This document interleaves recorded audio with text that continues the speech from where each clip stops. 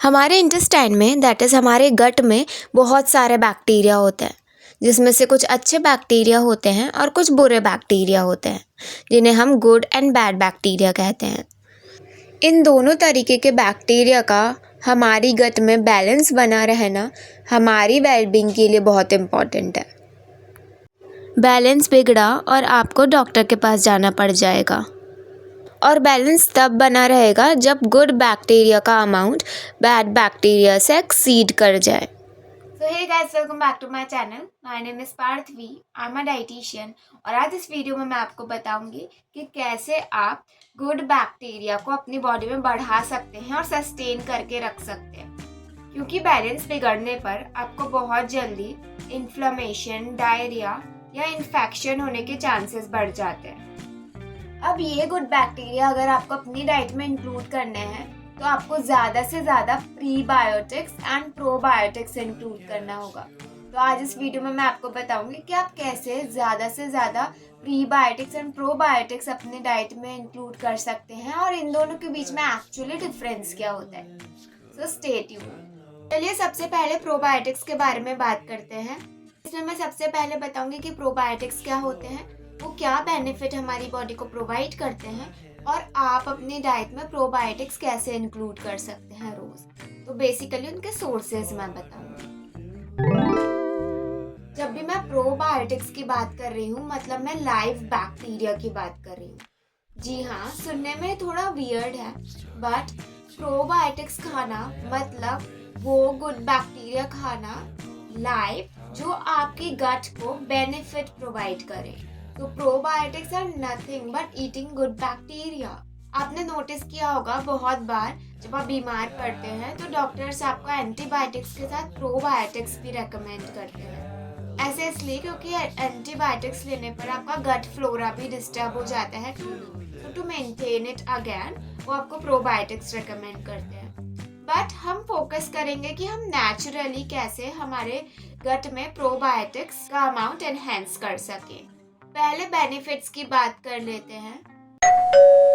Probiotics लेने का पहला बेनिफिट ये होता है कि हमारे गट में जो बैड बैक्टीरिया है, यहाँ बैड बैक्टीरिया से मतलब है पैथोजेनिक बैक्टीरिया, वो बैक्टीरिया जो हमारी बॉडी में कोई इन्फेक्शन कॉज कर सकते हैं या हमारी गट में कोई और डिस्टर्बेंसेस क्रिएट कर सकते हैं। उनसे कौन कम्पीट करेगा? उनसे कम्पीट करेंगे गुड बैक्टीरिया। कैसे? गुड बैक्टीरिया जो होते हैं वो बैड बैक्टीरिया को ओवर ग्रो होने में रोकते हैं। अगर गुड बैक्टीरिया का अमाउंट अच्छा रहता है तो ये पैथोजेनिक बैक्टीरिया या बैड बैक्टीरिया के अमाउंट को बढ़ने से रोकते हैं। चलिए इसके सेकंड बेनिफिट की बात करते हैं। क्या आपको पता है कि 70% इम्यूनिटी, आपकी 70% इम्यूनिटी आपके गट फ्लोरा पे डिपेंड करती है। मतलब आपका गट माइक्रोबायोम जितना ज़्यादा अच्छा होगा आपकी इम्यूनिटी उतनी ज़्यादा अच्छी होगी। चलिए प्रोबायोटिक्स लेने के थर्ड बेनिफिट के बारे में बात करते हैं। Third benefit is about your mental health. कैसे? आपको ये जान के बहुत सरप्राइजिंग लगेगा, बट जो हमारा गट हेल्थ होता है वो हमारा ब्रेन हेल्थ से बहुत रिलेटेड होता है एज इन कनेक्टेड होता है। अगर आप अपनी गट हेल्थ सही रखते हैं, प्रॉपर प्रोबायोटिक्स लेते हैं, तो आपके स्लीपिंग इश्यूज, मूड स्विंग्स और एंजाइटी जैसी प्रॉब्लम्स आप रिड्यूस कर सकते हैं।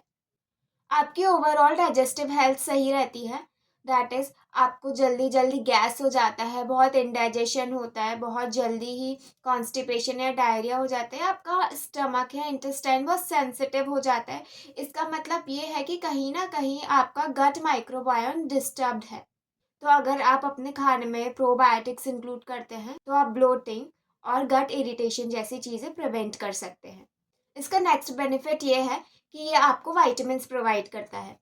प्रोबायोटिक्स जब आपके गट में जाते हैं तो जो गुड बैक्टीरिया होते हैं जो हमारे गट में रहते हैं उनमें ये क्षमता होती है, दे हैव द कैपेबिलिटी कि वो विटामिन के और बी विटामिन सिंथेसाइज कर सकते हैं। तो हमें एक्स्ट्रा बूस्ट मिलता है हमारी इम्यूनिटी को भी और overall functioning of the body को भी और बॉडी की ओवरऑल फंक्शनिंग को भी। ये आपकी स्किन के लिए भी बेनिफिशियल है। जब आपको एक्ने हो जाती है या skin is not acting well, इसका मतलब कहीं ना कहीं योर गट इज डिस्टर्ब्ड। तो जब आप प्रोबायोटिक्स लेने का ध्यान रखते हैं तो it keeps your skin well as well. चलिए प्रोबायोटिक्स के कुछ सोर्सेज के बात करते हैं। इसके वैसे तो बहुत सारे सोर्सेज हैं, बट हम कुछ ऐसे सोर्सेज की बात करेंगे जो हमें इजीली अवेलेबल हो जाते हैं। सबसे पहला सोर्स है दही। Dahi is the most effective source. It is full of lactobacillus. In fact, you do not want to see it under a microscope. So dahi can act as a very good source of probiotic. Second source could be your छाछ, that is your buttermilk. It is one of the very effective source. खाने के साथ लेने पर it aids digestion. Now the third category is about fermented foods, जिसमें हमारा idli and dosa आ जाएगा। Idli sambar and dosa sambar is such a good meal in itself and so yummy. Who knew उससे हमें probiotics भी मिलेगा। Now there you go, हमारे पास दही है, बटर मिल्क है, इडली है, डोसा है। Now fourth is अचार, pickles. Yes, ऐसे नहीं जैसे हम आम का अचार बनाते हैं। It's more like कि आपको ब्राइन सॉल्यूशन यूज़ करना होता है। ब्राइन सॉल्यूशन मतलब simple concentrated salt solution with water. जैसे कि फॉर एग्जाम्पल जब आप cucumber as a pickle use करते हो तो आप किस तरीके से इसको स्टोर करते हो, उसमें सॉल्ट सॉल्यूशन ऐड करते हो और वो जब धीरे धीरे टाइम के साथ फर्मेंट होता है तो it can act as a very good probiotics.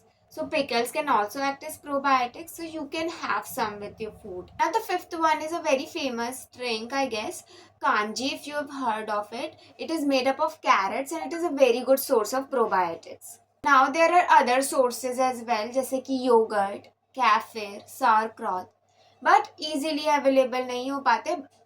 अगर आपको होते हैं तो you must go for it they are very good sources for probiotics. चलिए फाइनली प्रीबायोटिक्स के बारे में बात कर लेते हैं. Prebiotics are like fertilisers to probiotics. Prebiotics are not live bacteria और एनीथिंग, बट प्रीबायोटिक्स हमारे प्रोबायोटिक्स के लिए, दैट इज हमारे गुड बैक्टीरिया के लिए एक फूड की तरह काम करते हैं, एक इम्पॉर्टेंट सपोर्ट की तरह काम करते हैं. हम जितने प्रीबायोटिक्स लेते हैं हमारे गुड बैक्टीरिया उतने ही स्ट्रेंथन होते हैं और उनकी लॉन्जेविटी भी उतनी ही बढ़ती है. अच्छा, प्रीबायोटिक्स एक्चुअली में क्या है? Prebiotics are none other than your fibres. जो हम अपनी डाइट में फाइबर्स लेते हैं हम उन्हें ही प्रीबायोटिक्स कहते हैं. When you eat foods rich in prebiotics, they pass through your gut, through the stomach and small intestine into the large intestine. ऐसे undigested form में they pass on to your large intestine. Large intestine में जाकर ये good bacteria का as a food या fertiliser, हम कह सकते हैं एज अ फर्टिलाइजर एक्ट करते हैं. दैट इज ये प्रोबायोटिक्स को ग्रो और मल्टीप्लाई होने में हेल्प करते हैं. And this process leads to the production of multiple compounds such as short chain fatty acids जो हमें further benefit provide करते हैं.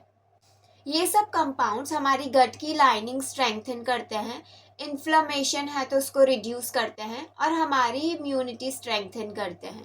अब कुछ अच्छे sources देख लेते हैं प्रीबायोटिक्स के.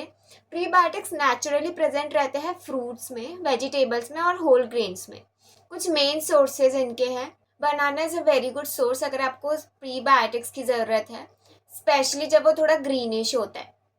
सेकेंड इज़ आपका अनियन.